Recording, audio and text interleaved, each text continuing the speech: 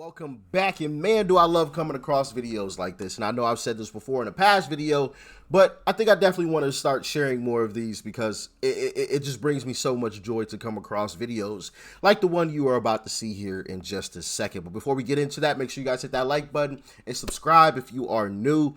And make sure you hit that bell button next to it so you're notified whenever these videos drop. All right. So with that being said, let's dive in. I feel like I have a unique perspective with this whole election thing because I used to be very, very far left. Like, I was one of the people having a fucking mental breakdown in 2016 when he won, right? And I didn't even like him up until 6 months ago when it became very obvious that they were like staging a coup and tried to assassinate him, and then some shit started clicking. So I'm still very new to like this whole side of things. But the thing is, like, when I was very far left, like radically far left, I thought I knew what was going on. Like, I genuinely believed I was informed. I thought I knew better than everybody else. And that's what these people think too. And the thing is I would get so triggered and so angry when people would question me because I didn't actually know what the hell I was talking about. Like, I thought I did, but really, I didn't actually know any policies. I didn't actually know any politics. All I actually knew was what I had seen online in mainstream media. And because everybody was saying, I just assumed it had to be right, right? And I think where a lot of this comes from is like, people just don't want to be wrong. Like, it's humbling and it's embarrassing to acknowledge that you were wrong or that you didn't know as much as you thought you did.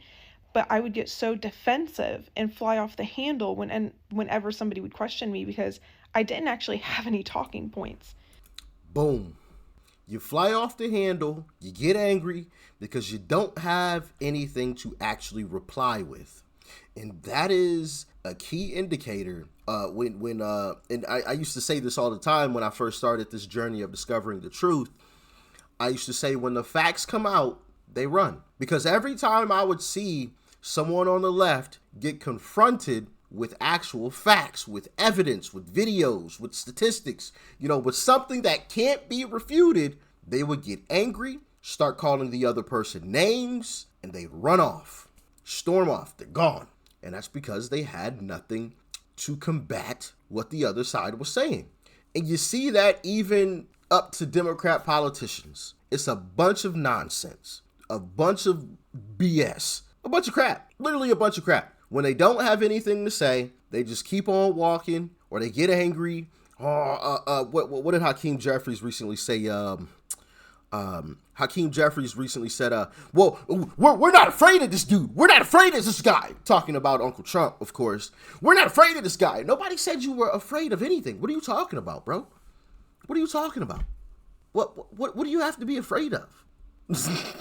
It's just a bunch of nonsense. Or they just start making up a bunch of crap, which is something that Hakeem Jeffries is good at doing. Just making up stuff. Just making up BS. But anyway, let's keep going.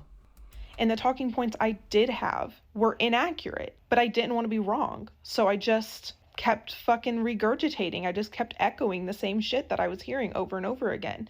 And that's what people are still doing. And I don't blame them. I'm not mad at them because really, I mean, if you're only exposed to that, then that's what you're going to believe. But it's crazy to be on the other side of it for this election and see just how misinformed people are. And they will argue with you, and I won't have a car because they will argue with you till they're blue in the face, like, because they are just so convinced that they're right. And I was one of those people. And the fear they're feeling is very real. I'm not invalidating the fear. It's just that the fear is not founded in anything factual. Because it's not, the things that they're scared about is it's not going to happen. It didn't happen last time. It's not going to happen this time. And it's so crazy. It's like being the sober person at a party full of drunk people. That's fact. Shout out to her, man. Shout out to her. What is her? Babbling Brook. You can see right there on your screen. You can screenshot that or pause if you need to. Babbling Brook 22. Shout out to Babbling Brook 22. Welcome to the good side, right? But yeah, I loved how she touched on at the end there fear, right? Because that's one of the things that the Democrat Party always uses to try to get people out to vote, right? They do that, vote or die, a threat to democracy, existential threat, right? Trump dictator. Oh my goodness. It's just a bunch of crap. And I love how, and once again, and I've said this before, but I loved how Elizabeth Warren got called out to her face by Sam Fragoso, because she said, this is for all the marbles. This is for all the marbles. And he was like, well, I thought the last election in November was for all the marbles. How many marbles are there? Just called it all straight to her face, because that's what they do. And that's the only thing that they have, is I'm going to scare you into voting for me. Not, hey, this is why you should vote for me over the other party, right? Hey, these are the policies that we're going to implement. These are the ways they're going to affect your life and make your life better. And those are the reasons why you should vote for us. No, that's not what they do. They say, oh, well, vote or die. It's like, wait, what? I'm going to die if I don't vote? Like, huh? Like, no, it's nonsense. Well, Trump's going to be a dictator.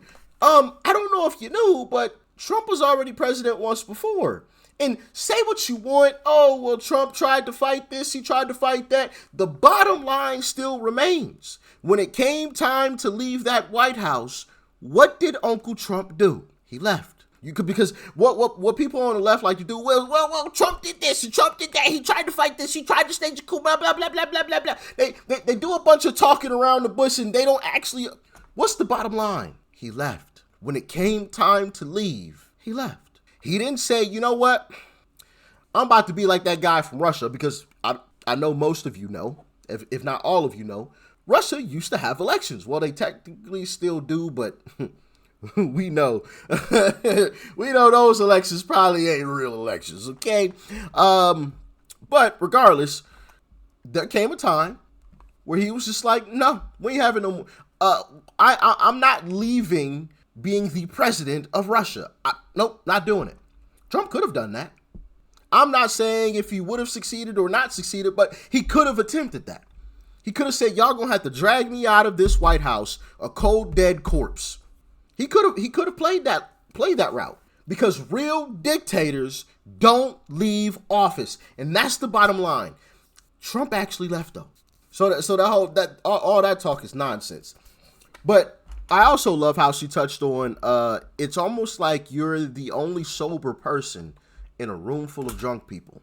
Because when I started really seeing through the smokescreen on this journey of discovering the truth, I kind of felt that way too, and I kind of was looking back at myself like, man, how did you not see X, Y, and Z? Like, it's so clear now what they're doing. Now, granted, I wasn't super involved in politics before, but still, how did I not see that all of this stuff that the Democrat Party is pushing is just a bunch of nonsense? It's just fear tactics. It's meant to just scare you. How did I not see that? Because now I see it clear. I see it from a mile away. And so that's why I have a little bit of grace towards, people on the left that are still the drunk people in the room, right? Because I know at one point in time, I was once that person. And all it took was just a couple of moments where I truly allowed myself to just take in the information in an unbiased manner. Just listen to it. Just listen to it. Just hear it out. That's all it took. Just a couple light bulb moments, and boom. Now here we are today, right? So, like I said, that's why I have a little bit of grace towards people on the left, man, because, hey, I was once there. I was once there. Not a crazy long time ago either, but I was once there. Now, granted, like I said, I wasn't super involved in politics, right? I wasn't one of these people that are out here marching. Oh, no, Democrats. Like, no, you will never see me out marching. I think that's foolish behavior, but that's just me, to each his own, I guess. But I think that's a bunch of wasted time. But yeah, man, it's a beautiful thing to see people wake up and realize, yeah, these Democrats, man, they're no good. They're no good. But thanks for tuning in as always. You guys let me know your thoughts and your opinions. And what was your wake-up moment? If there was, have you always been somebody who could see through the smoke screen? Have you always been the sober person in the room full of drunk people? Or was there a moment in time where, like, the light bulb turned on? And if it was, what was that? Let me know. Thanks for tuning in as always. Make sure you guys hit that subscribe button, hit the like button. Greatly would help out with the YouTube algorithm. Peace and love. I'm out.